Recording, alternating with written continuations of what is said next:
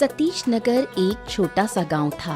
वर्षों से वहां के लोग आपस में मिलजुल कर रहते थे। उस गांव का एक निवासी था प्रणव। प्रणव के पूर्वज भी सतीश नगर के ही थे। वो बचपन से ही बहुत ही उदार स्वभाव का था। वो सबके साथ हमेशा अच्छा व्यवहार करता था। उसका किसी से कोई दुश्मनी नहीं थी। वो अपनी पत्नी और 9 साल की बेटी बिंदु के साथ एक छोटी सी झोपड़ी में सुख शांति से जीवन व्यतीत कर रहा था। गरीब होते हुए भी उनके बीच प्यार और खुशी की कोई कमी नहीं थी। हाँ, ये आस्था, आज कितना अच्छा मौसम है ना।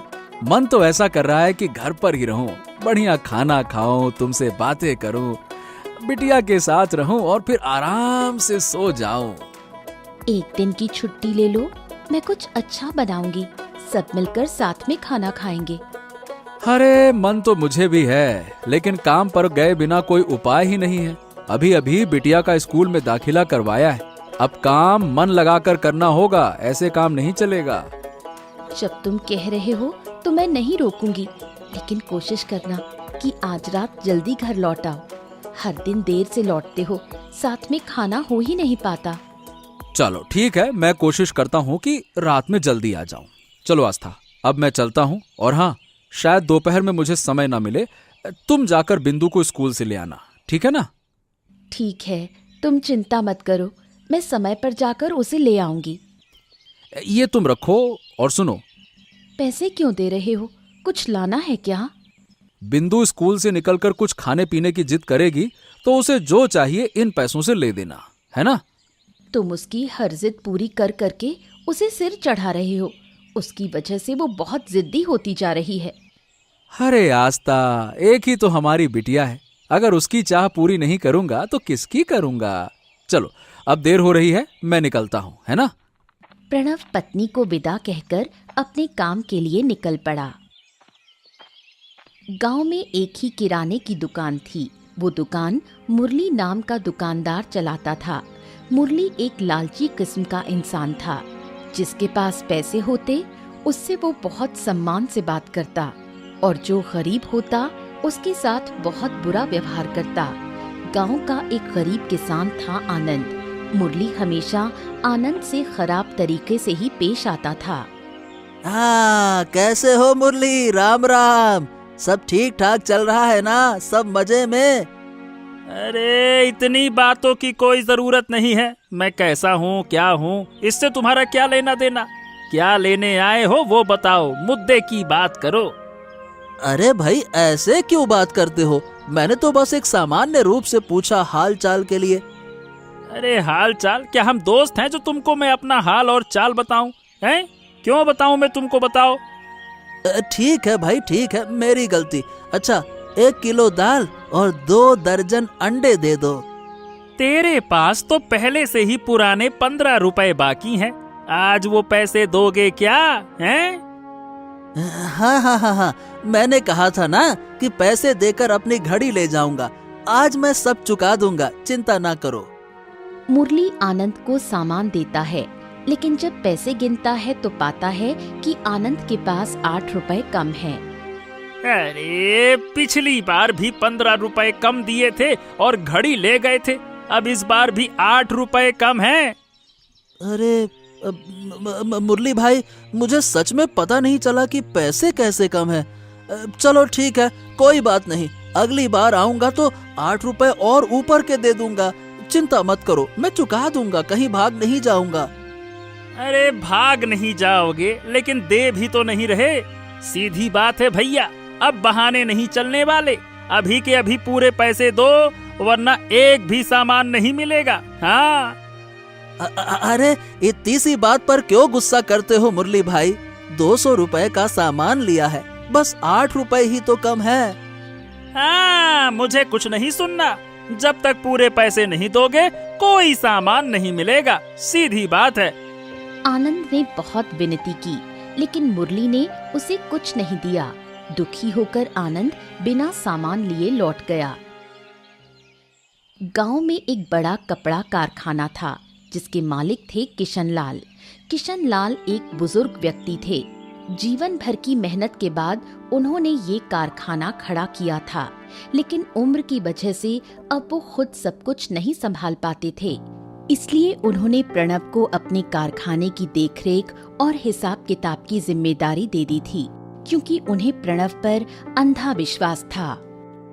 मालिक, शहर से काफी दबाव आ रहा है। सुनने में आया है कि जो आदेश दिए जा रहे हैं उनके मुताबिक कपड़े बनाए नहीं जा रहे हैं। हमारे मजदूरों की तरफ से बहुत सारी गलतियां हो रही हैं।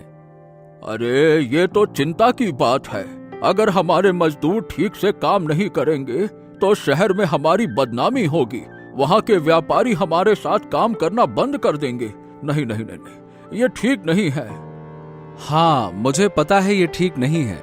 इसीलिए मैंने पूरी समझदारी से आपसे उनके वेतन बढ़ाने की बात की थी, लेकिन फिर भी पता नहीं कैसे वो लापरवाही करते ही जा रहे हैं। मुझे अभी तक इसका कारण समझ नहीं आ रहा है। तुम्हें ज्यादा सोचने की जरूरत नहीं है। मैं तो तुम्हें रोकता नहीं हूँ। जिन मजदूरों से काम नहीं हो रहा उन्हें निकाल दो और नए मजदूर ढूंढ लो, और क्या। सोच तो मैं भी यही रहा था कि आपसे इस बारे में बात करूं। हाँ, कुछ ऐसे मजदूर हैं जिनका काम मुझे वाकई में बिल्कुल पसंद नहीं आ रहा। ठीक है, अब आपने कह दिया है तो मैं जल्द ही उन्हें हटाकर नए लोगों को लगाऊंगा। सुना है कि तुमने अपनी बेटी को स्कूल में दाखिला दिलाया है। बताओ, पढ़ाई कैसी चल रही है उसकी? बस आपका आशीर्वाद चाहिए। पढ़ाई तो अच्छी चल रही है।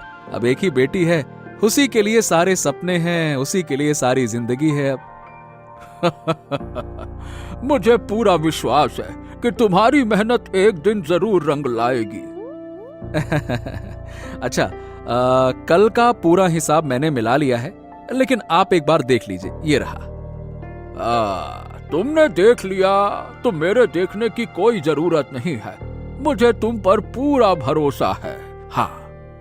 किशन लाल ने कभी प्रणव को सिर्फ एक कर्मचारी नहीं माना। वो उसे हमेशा अपने बेटे की तरह स्नेह और विश्वास देते थे। मुरली के घर में बस वही और उसकी पत्नी शारदा रहते थे। शादी के कई साल बीत जाने के बाद भी उनके कोई संतान नहीं हुई। इसी वजह से मुरली हमेशा शारदा से कठोरता से पेश आता था। वो शारदा को बिल्कुल भी सहन नहीं कर पाता था। क्या तुम सो गए हो? अरे अभी तो आंखें मूंदी थी, नींद आना शुरू ही हुई थी कि तुमने फटाक से सवाल पूछ लिया। सो गए क्या? खराब कर दी मेरी नींद। क्या कहूँ अब मैं। दरअसल तुम तो सुबह सुबह ही निकल जाते हो, तो बात करने का मौका ही नहीं मिलता। आज बहुत दिन बाद माँ बाबा की बहुत याद आ रही है। अगर तुम इजाजत दो तो मैं कुछ दिन के लिए उनके पास चली जाऊं। अरे ये नखरे क्यों कर रही हो? अगर तुम अपने माँ बाप के पास जाकर बैठ जाओगी तो भाई खाना कौन बनाएगा? क्या चाहती हो कि मैं दिन भर दुकान पे काम करके रात को खुद खाना बनाऊं और घर के काम भी करूं? यही चाहती हो तुम? मैंने ऐसा नहीं कहा, बस 2-4 दिन की बात है। अगर कहो तो मैं पास के घर की शकुंतला काकी से बात कर लूंगी। वो रोज आकर तुम्हारे लिए खाना बना देंगी। क्या मैंने कुछ गलत कहा? तुमने मुझे इतनी जोर से क्यों मारा? अगर शकुंतला काकी यहाँ आकर खाना बनाएंगी तो जो पैसे उस काकी को देना होगा वो क्या तेरा बाप आकर देगा मुझे? हैं?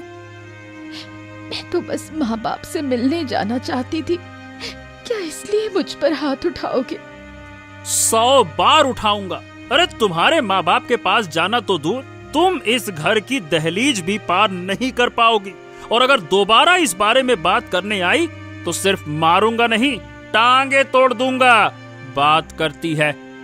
बेचारी शारदा रोते हुए दूसरे कमरे में चली जाती है। मुरली फिर से जाकर सो जाता है। इस तरह मुरली के अत्याचार और अन्याय सहते हुए शारदा के दिन कटते रहते हैं। आनंद के पिता का नाम था पीतांबर। कई साल पहले एक सड़क दुर्घटना में उन्होंने एक पैर खो दिया था। तब से उनका समय 4 दीवारी के भीतर ही कटता था। जब तक आनंद घर पर होता तब तक पीतांबर का समय आनंद से बातें करके कटता। बाकी समय वो अकेले ही बैठे रहते। भाग्य कितना क्रूर है बेटा। अगर तेरी माँ आज जिंदा होती तो शायद हमारी जिंदगी ऐसी ना होती। दिन के अंत में तुझे मेरी देखभाल नहीं करनी पड़ती। बाबा, पता है जब मैं छोटा था तब तुमने मुझे गोद में लेकर पूरा गांव घुमाया था। तुमने तो मुझे बोझ नहीं समझा, तो मैं भला तुम्हें क्यों समझूं? गजब बातें करते हो बाबा आप भी। अब तू चाहे जितना भी कह ले, पर मैं तेरी तकलीफ समझता हूँ। तेरे सारे दोस्त शादी करके घर बसा चुके हैं और तू मेरी सेवा करते करते अपनी आधी जिंदगी गुजार चुका है। बाबा, ऐसी बातें दोबारा मत सोचना। मैंने तुम्हें कभी भी बोझ नहीं समझा, बल्कि तुम हो इसीलिए दुनिया इतनी खूबसूरत लगती है। तुम्हारी सेवा में ही मुझे अपनी खुशी मिलती है। लो लो बाबा, मैं खाना खिलाता हूँ। लो खाओ खाओ खाओ, मुंह खोलो। इसके बाद आनंद अपने हाथों से पीताम्बर को खाना खिलाता है। वो अपने पिता को बहुत प्यार करता था और उनकी देखभाल में कोई कसर नहीं छोड़ता था। प्रणव और मुरली के बीच अच्छी दोस्ती थी। प्रणव सबके साथ अच्छा व्यवहार करता था, लेकिन मुरली केवल इसलिए उसके साथ अच्छे से रहता था क्योंकि प्रणव गांव के अमीर आदमी किशन लाल के कारखाने में काम करता था। हा, तू तो मुझको भूल ही गया है। क्यों भाई, कितने दिन बाद दर्शन दे रहे हो? बहुत व्यस्त हो गए हो, और इतने व्यस्त हो गए कि हमारी दुकान में ही आने तक का वक्त नहीं है तुझे। हैं? कहाँ बिजी है आजकल? हैं? बता बता। अरे अब क्या कहूँ मुरली, तू जानता है ना, किशन लाल बाबू की फैक्ट्री का सारा काम मेरे जिम्मे है, इसीलिए काम का थोड़ा दबाव रहता है, बस वही। हाँ, समझ गया। बड़े आदमी की बड़ी फैक्ट्री और बड़ी नौकरी तो बड़ा काम। समझ गया। अब तू बहुत बिजी हो गया है। अब तेरे पास अपने दोस्तों के लिए समय नहीं है, ये बोल और क्या। तू सच में पागल है मुरली। चाहे मैं कितना भी व्यस्त हो जाऊं, मेरे लिए मेरे परिवार और मेरे दोस्त सबसे पहले हैं। अच्छा बता, तू इतने दिन बाद आया है, चल दोनों मिलकर बढ़िया गरम गरम चाय पीते हैं चुस्कियों के साथ और गपशप करते हैं। चल ना। ओहो, आज मत कहे यार, आज नहीं हो पाएगा। 2-3 दिन बाद आराम से फुर्सत निकाल कर आऊंगा, तब जमकर चाय पियेंगे और खूब बातों पे बातें लड़ाएंगे, ठीक है? अरे यार तू भी ना, वैसे भी दुकान में मेरा समय कटता नहीं है, ऊपर से वो दास पाड़ा वाला आनंद है ना, अरे क्या कहूँ, उसके चक्कर में बड़ा झंझट में फंस गया हूँ। आनंद? क्यों? उसने क्या कर दिया? अरे क्या बताऊं यार, हर दिन कुछ न कुछ खरीदने के लिए आ जाता है और पैसे पूरे देता नहीं है। उस दिन मौका मिला तो मैंने भी उसे जमकर सुनाया। दिमाग खराब कर रखा है उसने। अरे ऐसे कितनी उधारी करता रहूं मैं उससे। हाँ, ये बात भी सही है। अच्छा, आनंद वैसे करता क्या है? मतलब खेत जोतकर घर चलाता है ना, गरीब आदमी है। तू अपमान क्यों करता है? अपमान मत करा कर उसका। अरे तो गरीब है तो मैं क्या करूं यार, मेरा भी तो घर है और इसी दुकान के सहारे तो मेरा घर चलता है सब कुछ। अब इसी दुकान से पैसे ना आएंगे तो फिर तो मुझे कलप होगी ना। इसीलिए पैसों को लेकर मैं कोई समझौता नहीं करता, चाहे वो गरीब हो चाहे अमीर हो, सीधी बात। मुरली जब प्रणव से बातों में लग जाता है, प्रणव कोई बहाना बनाकर उससे विदा लेता है और वहाँ से चला जाता है। पीताम्बर और किशनलाल के बीच बहुत अच्छी दोस्ती थी। किशनलाल अक्सर पीताम्बर से मिलने और उसका हालचाल लेने उसके घर जाया करता था। आज सूरज किस दिशा में निकला है? तुझे तो अपनी फैक्ट्री से फुर्सत नहीं मिलती है, आज कैसे वक्त निकालकर मुझे देखने आ गया? मुझे पता है कि तू मुझसे नाराज है, लेकिन फैक्ट्री की जिम्मेदारियां, मजदूरों की तनख्वाह की चिंता, सब कुछ मिलाकर तबीयत थोड़ी खराब हो गई थी बस। अच्छा, अब तबीयत ठीक है ना? हाँ, ये समझ ले कि किसी तरह से चल रहा है। और तू बता, पिछली बार जब आया था तब तो तू बीमार था, डॉक्टर को दिखाया कि नहीं दिखाया?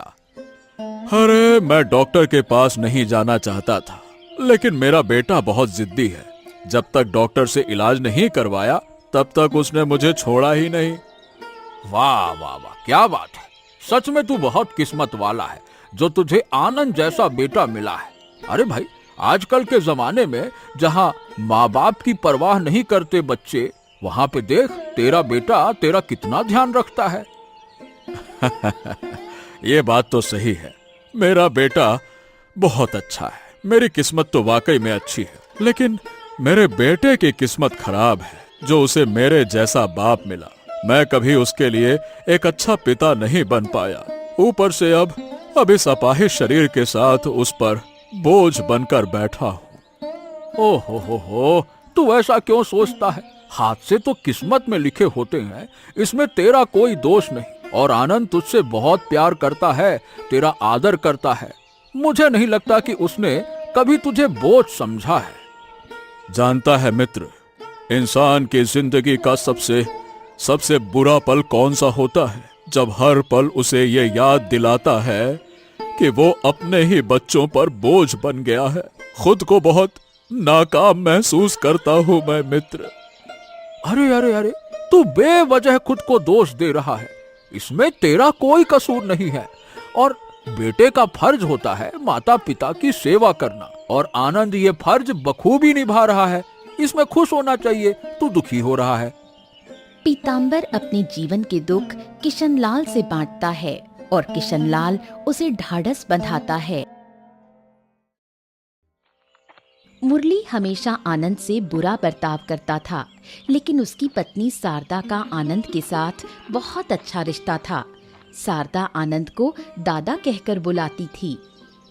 आनंद दादा, घर पर हो? जरा बाहर आओ ना। अरे सरदा, इस अंधेरे में मेरे घर के सामने क्या कर रही है? अच्छा, अंदर आ, आजा, बैठ। नहीं दादा, अब बैठने का समय नहीं है। तुम्हारे बिना नहीं खा सकती, इसलिए तुम्हारे और काका के लिए थोड़ा ले आई। अरे पागल, इतनी मेहनत क्यों की मेरे लिए? चल, अब जब ला ही दिया है तो ला दे। अब मैं चलती हूँ, वो घर पर नहीं है। लौटे तो अगर मुझे घर पर नहीं पाया तो बड़ी मुसीबत हो जाएगी। शारदा आनंद से विदा लेकर घर लौट रही थी, लेकिन रास्ते में मुरली उसे आनंद के घर से निकलते देख लेता है। मुरली की आंखें गुस्से से लाल हो जाती हैं और शारदा के पैरों तले जमीन खिसक जाती है।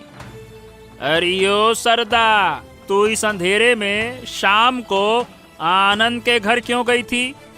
पहले घर चलो ना, फिर सब समझा दूंगी। नहीं, जब तक तू मेरे सवाल का जवाब नहीं देगी मैं यहाँ से नहीं हिलूंगा। बता। दरअसल वो मुझे अपनी बहन जैसा मानता है। मैंने कुछ पिट्ठे बनाए थे तो सोचा थोड़ा सा आनंद दादा को दे आऊं। अरे तेरी इतनी हिम्मत, तू मेरे नजरों के सामने उस भिखारी से रिश्ता बना रही है, कुलचा कुलटा कहीं की। ऐसा मत बोलो, आनंद दादा बहुत नेक इंसान है, उनके जैसा कोई नहीं। तो अब तू उसकी तरफदारी कर रही है। अरे चल तू घर आ, चल। कुछ दिन बीत जाते हैं। बारिश का मौसम शुरू हो चुका है। जोरों की बारिश के कारण प्रणव काम पर नहीं जा पा रहा था। ज्यादातर समय वो घर पर ही बिता रहा था, लेकिन फैक्ट्री का काम घर से ही किसी तरह चलता रहा। इस मेघा वाले दिन में अकेले घर में मन नहीं लगता, मेघा बरसे मेघा, ओ मेघा। अरे भाग्यवान, अरे भाई, अभी थोड़ी देर पहले दोपहर में ही तो खाना खाया है, अब फिर से तुम ये मुड़ी माखा लेकर आ गई हो। अरे मुझे खिला खिला कर मार दोगी क्या है? अपनी हालत देखी है, काम के बोझ में सूख कर कांटा हो गए हो। कुछ दिन घर पर रहो तो अच्छा खा पी कर थोड़ी ताकत तो पाओ। अच्छा ठीक है, अब जब बना ही दिया है तो बिंदु को भी बुला लो, साथ में मिलकर खाते हैं। तुम्हारी बेटी अब कहाँ उठेगी, पेट भर के खा पी कर रानी बनकर सो गई है। सुनो, तुमने शारदा की खबर सुनी? सरदा, मुरली की पत्नी ना? हाँ, क्या हो गया उसे? तुम्हें कुछ नहीं पता, उसे अस्पताल में भर्ती कराया गया है। अच्छा, बीमार है क्या? बीमार नहीं, शायद कुछ दिन पहले दोनों में झगड़ा हुआ था और उसी झगड़े में मुरली ने उसे इतना मारा कि वो अधमरी हो गई। क्यों करता है ऐसा? हाँ, आजकल सुनने में तो यही आ रहा है कि मुरली सबके साथ में बहुत ही बुरा बर्ताव करता है। बाजार के दुकानदारों तक ने उसके खिलाफ शिकायत की है। घर में झगड़ा होना आम बात है, लेकिन इस तरह हैवानियत करना, ऊपर वाला ही जाने शारदा बचेगी या नहीं। अरे ऐसा ना कहो आस्था, बेचारी बच जाएगी। क्या कहें, इंसान को ऊपर से देखकर उसके अंदर क्या छिपा है ये बिल्कुल समझ नहीं आता।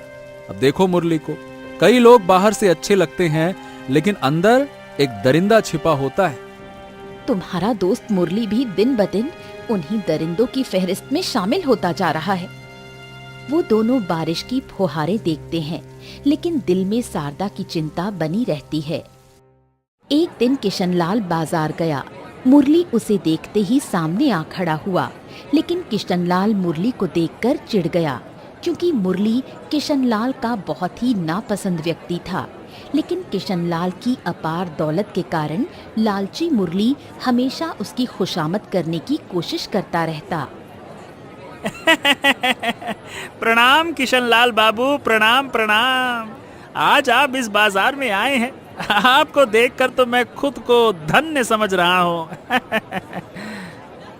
क्यों भाई, क्या मैं कोई भगवान हूँ या फिर जिन्न हूँ जो मुझे देखकर धन्य हो गए? आप तो मजाक भी बहुत अच्छा करते हैं। अच्छा, क्या आप बाजार करने आए हैं? तो आइए मेरी दुकान पर। आपको पैसे देने की जरूरत नहीं है, आप आइए आइए आइए। अरे भाई, मैं कहाँ से खरीदारी करूँगा, ये मेरा फैसला है। क्या मैंने कहा कि मैं तुम्हारी दुकान से खरीदारी करना चाहता हूँ? और वैसे भी मेरे पास इतनी हैसियत है कि मुझे किसी से मुफ्त में कुछ लेने की जरूरत नहीं है। जो लूंगा पैसे से लूंगा। हाँ। अरे आप तो मेरे बड़े हैं, इसीलिए मैंने बस सम्मान के नाते कहा। तुम्हारे इस सम्मान की मुझे कोई जरूरत नहीं है। मेरी अपनी पसंद की दुकानें हैं, मैं वहीं से सामान खरीदूंगा। और पहले जाकर अपनी पत्नी को सम्मान देना सीखो, फिर दूसरों को सम्मान देना। बड़े आए। बूढ़ा लोमड़ी कहीं की, पैर लटके हैं कब्र में और जवान चल रही है चपड़ चपड़। खुद की बीवी तो कब की मर गई और मुझे बता रहा है कि पत्नी को कैसे रखूं। बेटा तेरा भी समय आएगा, रुक जा। प्रणव की बेटी बिंदु के स्कूल में सांस्कृतिक कार्यक्रम था। कार्यक्रम में प्रणव और आस्था दोनों ही गए। कार्यक्रम के बाद तीनों एक साथ घर लौट रहे थे। हम तो पढ़ाई नहीं कर पाए, लेकिन आज अपनी बेटी के बहाने स्कूल की कुछ खुशियां देख पाए। अरे आस्था, ये तो बस शुरुआत है। मेरी बेटी जब बड़ी होगी ना तो वो हमें देश विदेश घुमाएगी, देखना तुम। देश विदेश घुमाने की जरूरत नहीं, बस अच्छी इंसान बन जाए, यही काफी है। तुम्हारा सपना जरूर पूरा होगा बेटी। मैं पूरे गांव में गर्व से कहता हूँ कि मैं एक डॉक्टर का बाप हूँ। कितने दिनों बाद हम सब साथ में घूमे, खुशी मनाई। परिवार के साथ बिताया गया ये छोटा सा पल ही सबसे खूबसूरत यादें बन जाती हैं। और जब जिंदगी के सबसे मुश्किल वक्त में हमारे अपने हमारे साथ होते हैं, तब वही कठिन वक्त भी आसान लगने लगता है। पापा, जो मर जाते हैं क्या वो आसमान के तारे बन जाते हैं? अरे तुम अचानक से ऐसा अजीब सा सवाल क्यों पूछ रही हो? ऐसा सवाल नहीं पूछते बेटा। आपने ही तो कहा था कि दादू दादी तारे बन गए हैं और वो ऊपर से हमें देख सकते हैं। हाँ, सही कहा तुमने। वो हमें जरूर देखते हैं, हम जो बोलते हैं वो सुन भी सकते हैं। तो अगर मैं कभी तारा बन जाऊं तो मैं भी आपको ऊपर से देखूंगी, है ना? छी बिंदु, ये कैसी बातें कर रही हो? तुम्हारे सामने तो पूरी जिंदगी पड़ी है, फिर कभी ऐसी बात मत कहना। मुझे नहीं पता क्यों ये बात अचानक दिमाग में आ गई, माफ कर दो, अब मैं कभी ऐसा नहीं कहूंगी। आस्था और प्रणव दोनों ही बिंदु की बात सुनकर डर जाते हैं, लेकिन फिर भी बात को सामान्य तरीके से टाल देते हैं। मुरली की तरह ही एक और बेईमान व्यापारी था भानु। वो बहुत लालची और चालाक था। पहले भी कई बार उसे मिलावटी खाद्य सामग्री बेचने के जुर्म में जेल जाना पड़ा था, लेकिन फिर भी उसने अपने गलत काम बंद नहीं किए। भानु और मुरली में गहरी दोस्ती थी, इसलिए भानु ने मुरली को सलाह दी कि वो अपनी दुकान की सब्जियों और खाद्य सामग्री में हानिकारक दवाइयाँ मिलाया करे।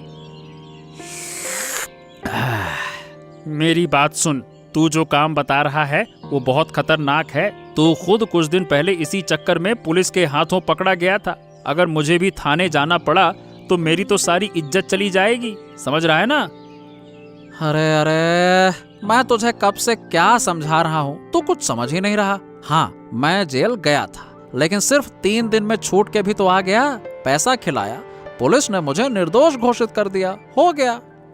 ओहो, सब ठीक है, लेकिन अगर कोई बड़ा हादसा हो गया तो? अरे कुछ नहीं होगा, मैं हूं ना तेरे साथ। उल्टा अगर तू मेरी दी हुई दवा सब्जी में मिलाएगा तो सब्जी जल्दी उगेगी और स्वादिष्ट भी लगेगी। बिक्री इतनी बढ़ेगी कि तू देखते ही देखते लाखों कमा लेगा, लाखों। और जब पैसा आता है तो सब हो जाता है। वैसे तेरी बातें सुनकर दिल खुश तो हो गया। अब तू तो जानता ही है कि मैं पैसों के लिए कितना पागल हूँ। हाँ, लेकिन मन के कोने में कहीं एक डर भी है। अगर कहीं कोई मुसीबत आई तो तू मेरा साथ तो देगा ना? हाँ बिल्कुल दूंगा भाई, बिल्कुल। ये भी कोई कहने वाली बात है? तू बस मेरी बात मान ले। अगर तुझे कोई फायदा नहीं हुआ तो मैं अपनी दुकान ही बंद कर दूंगा। ले, मैंने जबान दे दी, अब बोल। धीरे धीरे मुरली भी भानु जैसा ही चालाक बन गया।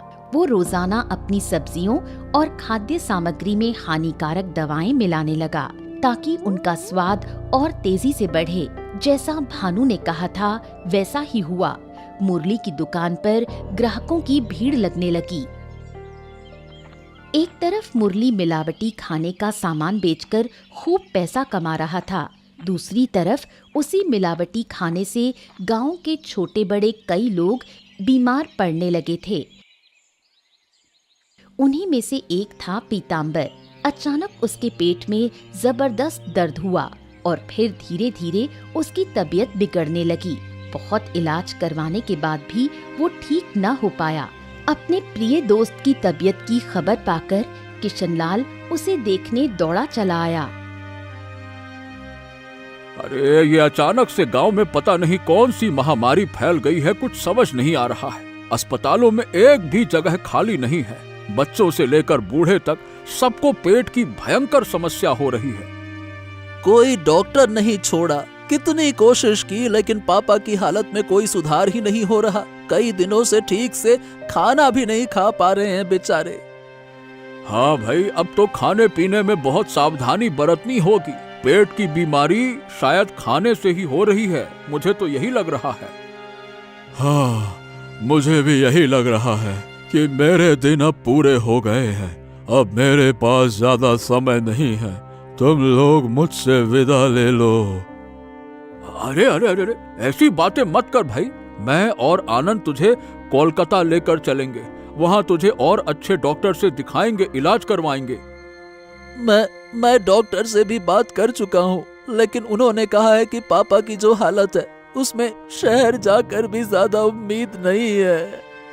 हाँ, किशन, तुझसे मेरी एक छोटी सी विनती है। अरे विनती क्यों, तू तो बस बोल बोल, तुझे क्या चाहिए, बोल। अगर मैं इस दुनिया में ना रहूं तो आनंद की जिम्मेदारी मैं तुझे सौंपता हूँ। तो उसे एक पिता की तरह संभालना, यही मेरा तुझसे आखिरी अनुरोध है।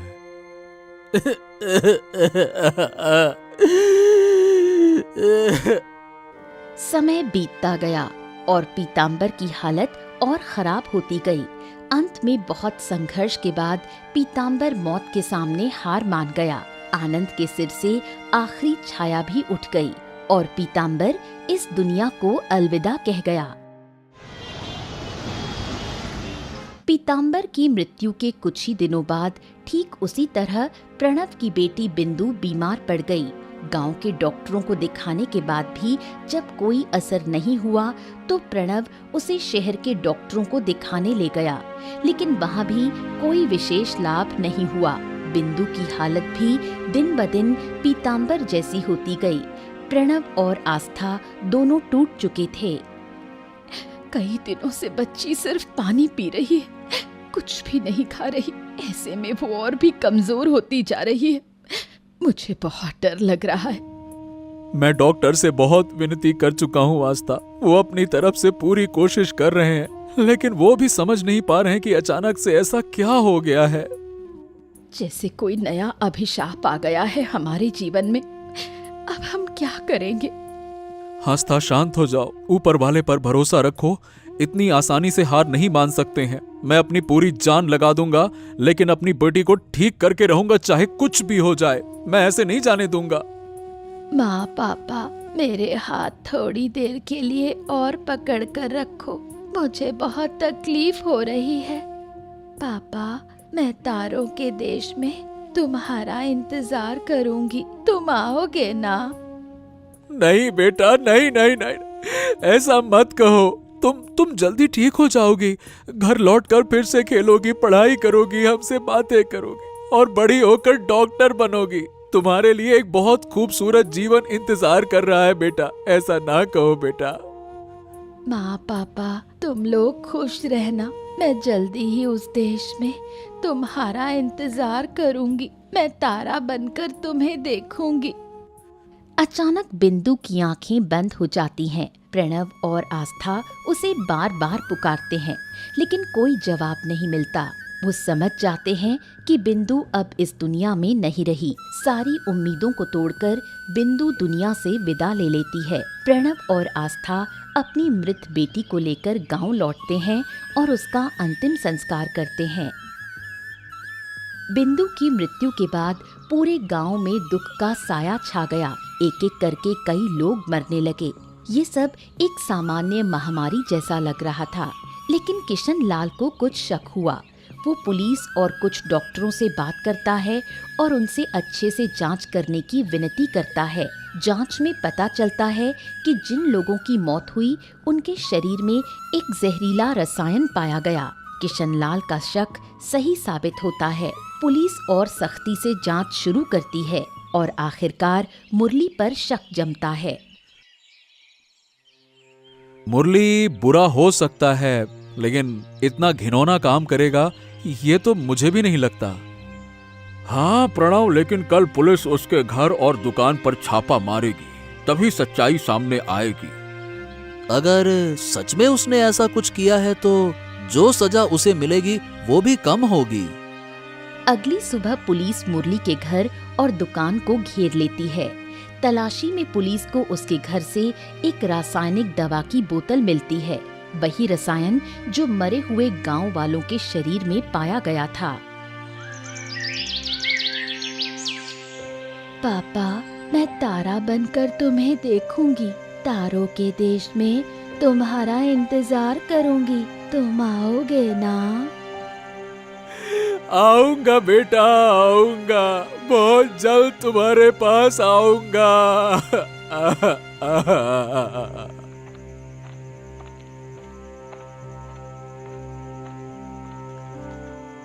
प्रणव भाई, हम लोग कभी अच्छे दोस्त नहीं थे, लेकिन मैं तुम्हारा दर्द समझ सकता हूँ। मैंने भी अपने पापा को खोया है। मुरली पर कितना भरोसा किया और उसी के कारण मेरी पूरी दुनिया उजड़ गई। उसे क्या मिला हमारा इतना बड़ा नुकसान करके? उसे क्या मिला ये तो नहीं पता, लेकिन हमने जो खोया उसकी भरपाई कोई नहीं कर सकता, कोई नहीं। मुरली का लालच सिर्फ उसका जीवन ही बर्बाद नहीं करता, बल्कि आनंद और प्रणव की जिंदगी से उनके प्रियजनों को भी छीन लेता है। वो जीवन भर इस दुख के साथ जीते हैं।